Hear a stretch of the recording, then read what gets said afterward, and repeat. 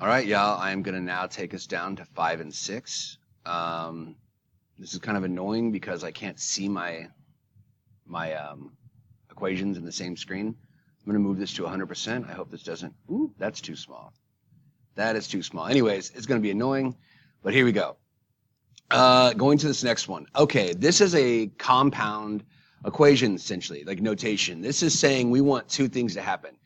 When it's saying f of g of 1, what's going on? Well, what it's saying is we want to take the equation g of 1 and we want to plug it into f of x. And that's really, really bizarre. So what you do is you solve it from the inside out.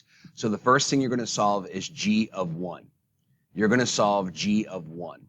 And we'll talk about number 6, which is a little different because it has an x. It doesn't have a number. But it's basically the same thing. So let's solve g of 1. So let's go up here and find our g. Negative 2 times 6x minus 5. All right, let me write that down. Negative 2 times 6, what was it, x? Let me push pause while I do this. Okay, I unpaused. It's kind of jolting when you're listening to it. But there it is written down. So I have to solve g of 1 first.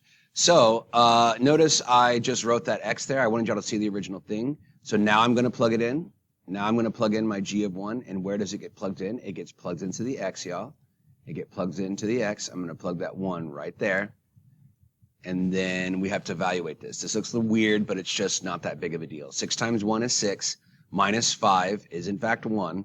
So I'm going to reduce that parentheses down to 1. Then I have my negative 2 right here.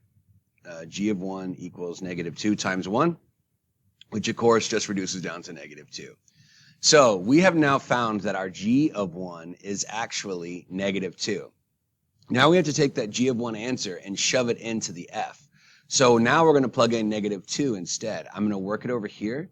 I'm going to work it right here. F of, again, instead of putting g of 1, we're going to put what it actually evaluates to, which is negative 2 equals. Let me go up there and find the equation. I'm going to push pause and write it. 1 second.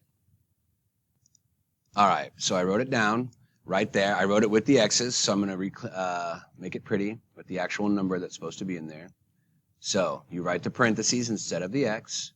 That's always my recommendation. It just makes your life better, and it makes math prettier. So I'm going to insert the negative 2. I'm going to insert the negative 2. Negative 2 squared is 4. Negative 3 times negative 2 is positive 6. And then adding 2 to that, we end up with 4 plus 6 plus 2 is 12.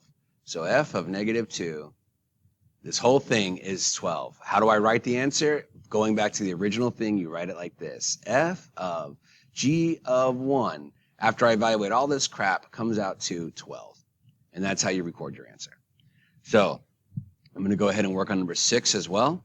And number 6 is a little different. I'm going to switch to blue so that it can be easier to discern. I'm going to bring it down. Okay. Oh, there's my answer blanks right there. Silly me. Just put the 12 down there. Okay, here's what we do. What's going to happen is you're going to plug in. This is saying find the w equation and then plug in h of x. Okay, well, we can't really evaluate h of x. So what does h of x equal? I'm going to push pause and write it down. H of x equals negative 5x. So now I have to take this negative 5x and plug it into the w's. So how do I do that? Well, I have to find my w of x equation. So what is my wx equation? I'm going to once again push pause and write it down. All right, I wrote the equation down. And if you're wondering, y'all, I'm still searching up here. There's w of x, there's g of x, there's h of x, there's all that stuff.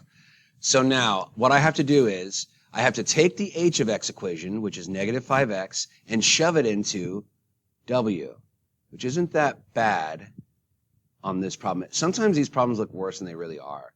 And sometimes it is okay to aim for partial credit, y'all.